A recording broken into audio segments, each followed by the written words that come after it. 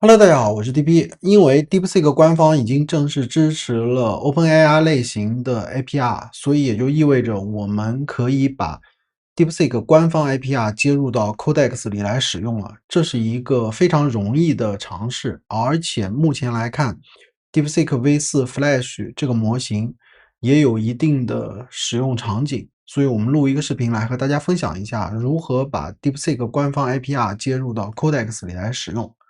首先，我们需要进入准备环节。第一件事，你需要打开 dprt.lab00.com，然后在这里搜索 DeepSeek，找到这期视频对应的这个文章，把这个文章打开。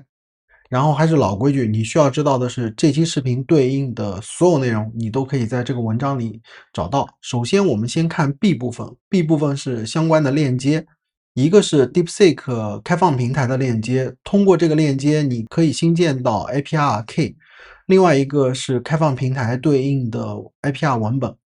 好，我们现在回到准备环节。第一件事，你需要做的是准备一个 DeepSeek 的 API Key。如果不知道 API Key 该怎么申请，可以看我在这里发的这个视频。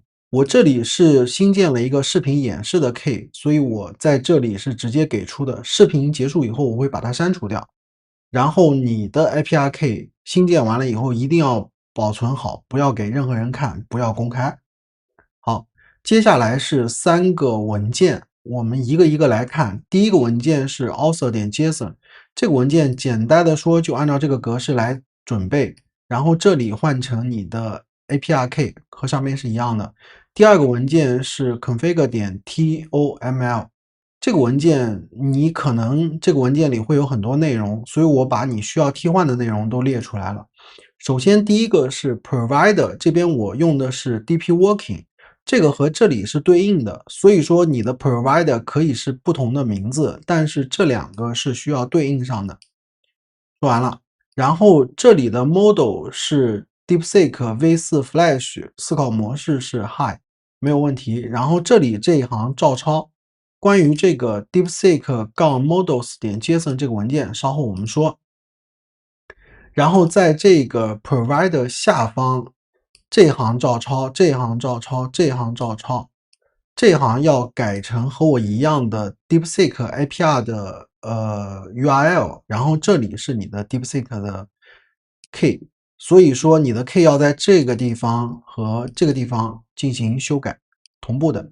至于其他的在 config.toml 文件里的内容，你可以保持，不需要改动。好的，接下来是关于 DeepSeek Model.json 这个文件，你可以通过跨克网盘下载，也可以通过我们给的直链直接下载。下载完了以后是个压缩包，解压以后就可以得到这个文件。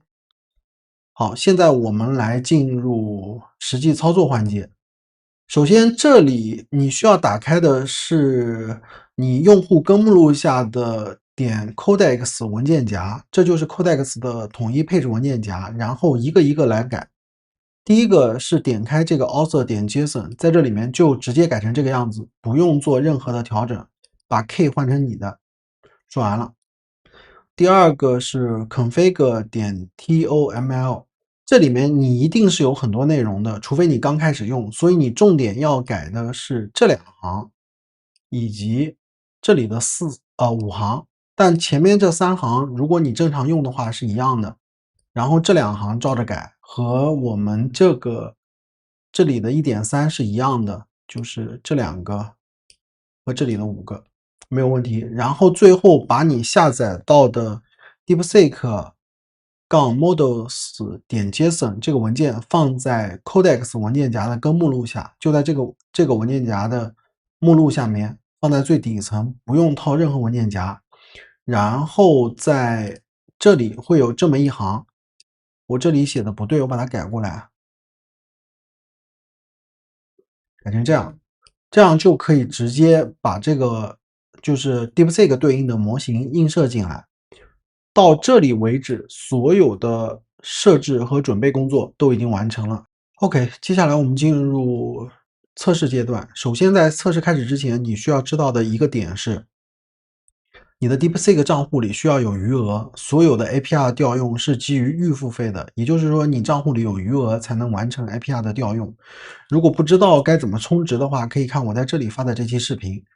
接下来我们打开 VS Code， 我用 VS Code 下方的命令行来做演示。你只需要打开任意一个项目文件夹就可以。我这个项目里演示的是 dp-codex-101，然后在这里我直接输入 codex 启动项目就可以了。这时候可以看到，默认的项目是使用的模型是 DeepSeek V4 Flash， 然后我们尝试来切换模型。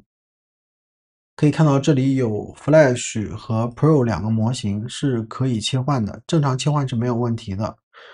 因为对 Codex 的兼容好像是4 Flash 更好一点，所以我们用4 Flash 来做一个简单的演示。